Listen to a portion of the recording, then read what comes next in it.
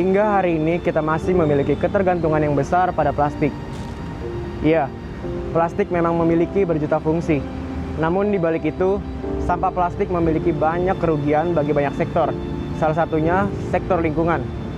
Sampah plastik dapat menyebabkan pencemaran hingga pemanasan global. Indonesia sendiri menempati peringkat kedua sebagai penyumbang sampah plastik terbesar di dunia.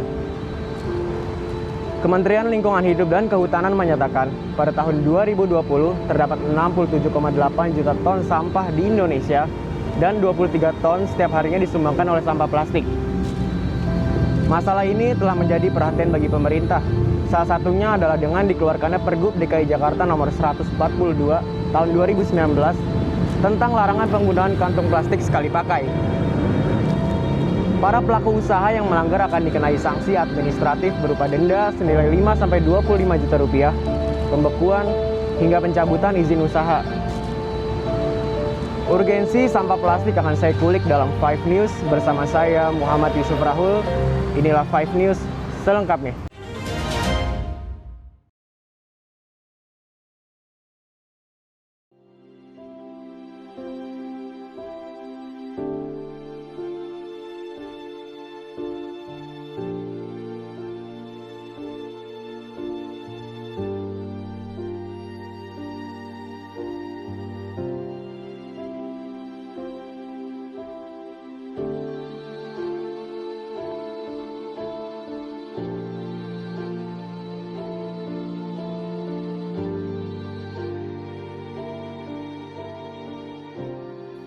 Peningkatan pesat penggunaan plastik sekali pakai melebihi kemampuan dunia dalam menanganinya.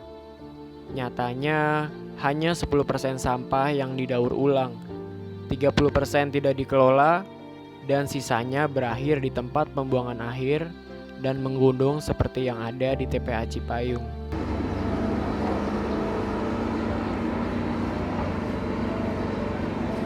Sekarang saya sedang berada di tempat pembuangan akhir Cipayung. Tanpa kita sadari, gunungan sampah di sini hadir akibat ulah kita. Sampah di sini didominasi oleh sampah plastik. Padahal, seperti kita ketahui bersama, sampah plastik memiliki emisi yang tinggi sehingga dapat menyebabkan perubahan iklim.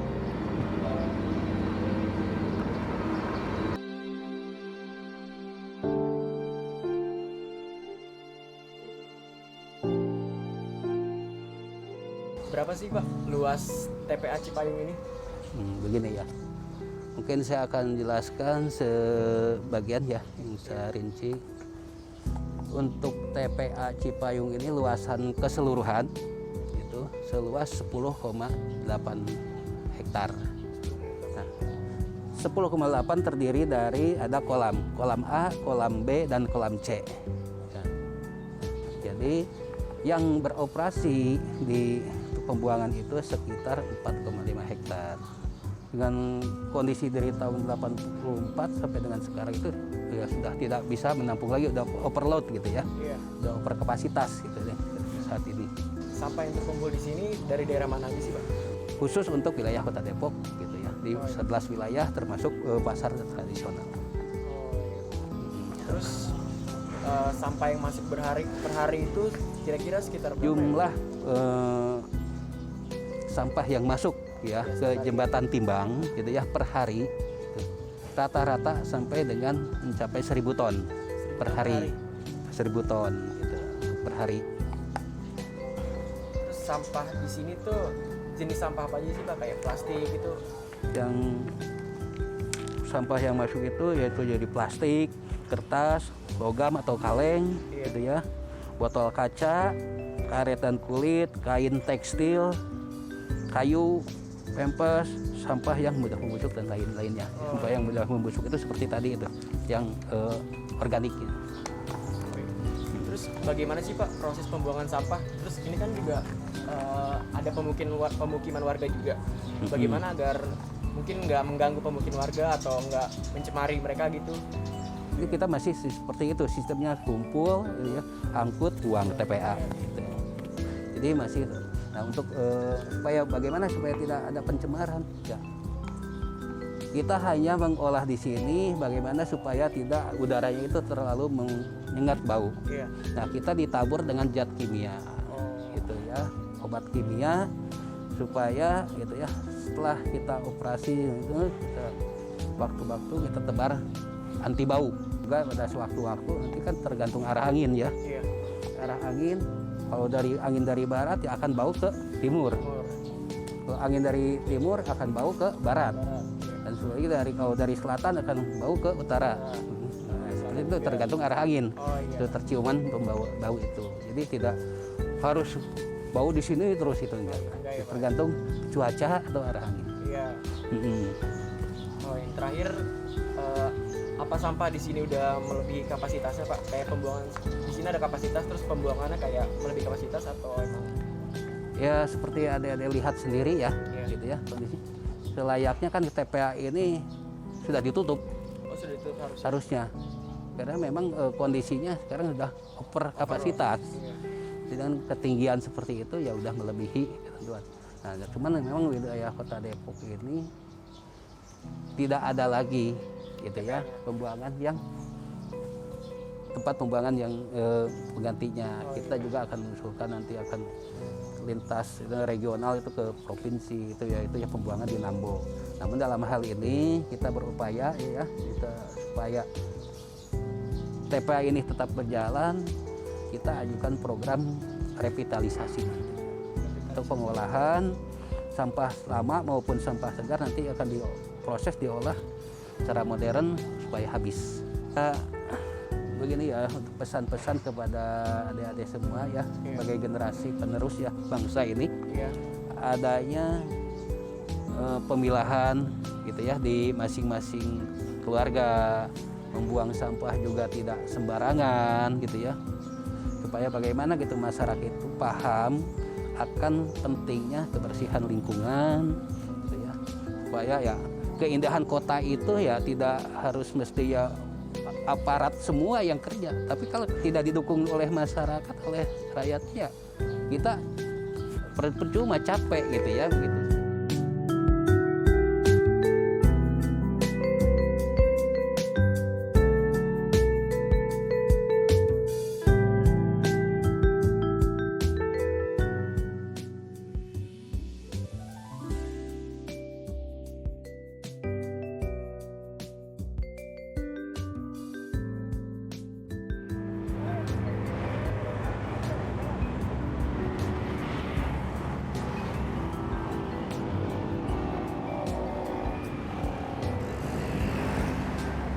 Hanya pihak pemerintah, masyarakat pun sudah mulai sadar akan bahaya sampah plastik. Banyak komunitas yang muncul dan ikut andil dalam pemberantasan sampah plastik. Salah satunya adalah komunitas bebassampah.id. Komunitas yang terletak di Pasar Minggu, Jakarta Selatan ini memiliki gerakan peduli persampahan. Saat ini saya sedang berada di kediaman tempat beraktivitas komunitas ini. Bagaimana proses terbentuknya komunitas ini dan motivasi yang melatar belakangi terdirinya komunitas ini? Sebelumnya mungkin aku jelasin dulu kali ya. Sebenarnya bebassampah.id itu merupakan sebuah platform yang emang digital dan menstimulasi gerakan partisipatif berbasis ICT untuk mendorong pengelolaan persampahan berdasarkan prinsip zero waste dan desentralisasi di Indonesia. Nah, bebassampah.id sendiri ini udah bergerak dari tahun 2014 gitu. Lama ya? Iya. Terus proses berdirinya sampai sekarang ini bagaimana ya? Sebenarnya cukup panjang sih kalau emang boleh cerita. Tapi untuk hal yang melatar belakangi kenapa akhirnya kita ada, sebenarnya bebassampah.id ini tuh pengen banget membantu masyarakat untuk bisa mengelola persampahan mereka secara mandiri gitu. Demi terwujudnya Indonesia Bebas Sampah 2025. Nah, dengan cara apa? Dengan cara kita membuka akses informasi seluas-luasnya terkait persampahan ke masyarakat, baik dari aset persampahannya kayak bank sampah, TPS 3R, Dropbox, dan lain-lain, terus kayak organisasi atau komunitas lingkungan yang mungkin mereka bisa ikuti, terus kayak ada berbagai kegiatan terkait persampahan, bahkan sampai buku elektronik atau media multimedia lain yang bisa menambah ilmu mereka terkait persampahan itu sendiri gitu. Makanya kita ada dan bersifat crowdsourced dan gratis gitu. Jadi orang-orang bisa akses dimanapun kapanpun kayak gitu. Oh, jadi bisa diakses oleh masyarakat luas lah ya, umum ya. Betul. Terus bagaimana pendapat komunitas bebas sampah.id tentang kondisi sampah plastik di Indonesia saat ini? Sebenarnya miris sih, maksudnya karena kan apalagi selama pandemi ya, jumlah sampah plastik tuh makin banyak. Mungkin kalau aku boleh cerita sedikit, waktu pas tahun lalu kita ngadain trash mapping sama World Cleanup di Indonesia di bulan Juni sampai September 2020. Jadi hasil dari trash mappingnya itu sendiri menemukan gitu bahwa sebenarnya timbulan sampah yang paling banyak adalah sampah plastik gitu jenisnya, dan hasil temuan kita itu ternyata sejalan juga nih sama penelitian yang dilakukan LIPI di bulan April sampai Mei 2020 kemarin, yang mana peningkatan jumlah sampah plastik tuh makin banyak gitu karena dari penelitian dia itu dinyatakan bahwa jumlah belanja secara online itu meningkat paling nggak 62%, apalagi penggunaan jasa delivery makanan itu meningkat juga sebanyak 47%, yang mana kalau misalkan kita tahu ya, kalau jasa layanan pesan antar makanan tuh kan semua pakai plastik dong, kayak makanannya, minumannya semua pakai plastik, mulai ada biasa dikasih bubble wrap, kantong plastik, cable tie, terus selotip yang kayak gitu-gitu loh. Padahal sebenarnya responden LIPI tuh 60%-nya juga menyatakan bahwa penggunaan plastik segitu banyak itu tuh nggak mencegah terjadinya penyebaran virus COVID-19 gitu sih. Pada zaman sekarang semua serba plastik ya? Iya, bener banget. Penggunaan plastik meningkat juga ya? Terus kegiatan apa aja sih yang komunitas ini lakukan untuk mengatasi masalah tersebut? Mungkin ada kegiatan eventual atau fungsional yang dilakukan oleh komunitas ini?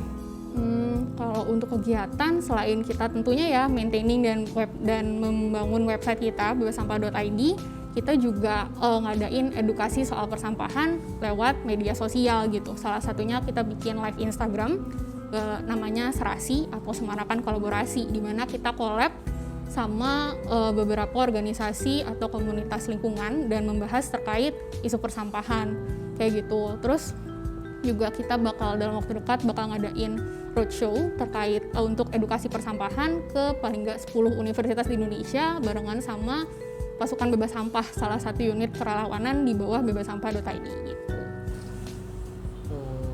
Ada nggak sih saran dari komunitas ini untuk masyarakat di luar sana atau khususnya bagi kita mahasiswa ya, agar kondisi ini bisa berkurang ke depannya? Paling sarannya adalah kita harus bisa komitmen nih menerapkan prinsip 3R yang udah lama banget, mungkin yang dengar juga udah familiar kali ya. 3R itu apa? Reduce, reuse, sama recycle gitu. Yang pertama kita bisa mulai dari mengurangi atau reduce, jadi entah kita lebih milih untuk dine in daripada take away, terus kalaupun maunya take away ya bawa wadah sendiri gitu, atau misalkan kayak kita belanja ke supermarket, kita nggak pakai kantong plastik yang disediakan di supermarket, tapi kita bawa kantong plastik sendiri gitu. Atau misalkan kalau pengen lebih advance gitu ya, bisa banget nih belanja ke box store atau toko curah. Cuman toko curah tuh kan memang nggak ada di mana-mana gitu kan, kayak dia masih tersebar di beberapa titik doang. Ya bisa aja nih belanja ke pasar tradisional gitu, karena di pasar tradisional tuh sebenarnya semua barangnya tuh udah curah gitu. Reuse, kita paling nggak harus bisa usaha untuk menggunakan kembali apa-apa yang udah kita punya gitu. Kayak misalkan yang tadi take away makanan terus dapat wadah plastiknya, atau misalkan gelas plastik habis sisa beli minuman, itu bisa banyak banget di internet yang ngasih saran gimana caranya mereuse hal-hal tersebut gitu, selain cuman dijadiin wadah untuk nyimpan makanan atau nyimpan barang-barang kita yang lain. Atau misalkan kayak tadi aku sempat bahas sedikit terkait belanja online, itu plastiknya sama bubble wrapnya bisa banget untuk disimpan lagi dan digunakan untuk mengirim, ya benar, untuk transaksi selanjutnya kayak gitu.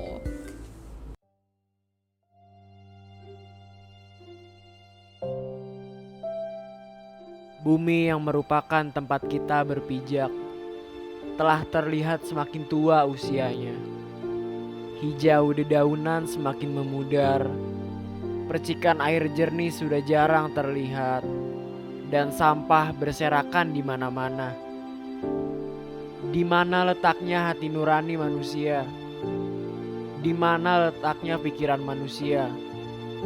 Apakah mereka tak merasa takut? Bumi yang kita pijak rusak karena ulahnya. Alam yang dulu indah sekarang terlihat abu-abu. Air yang dulu jernih sekarang menghitam. Jalanan yang dulu bersih sekarang menjadi tidak tertata.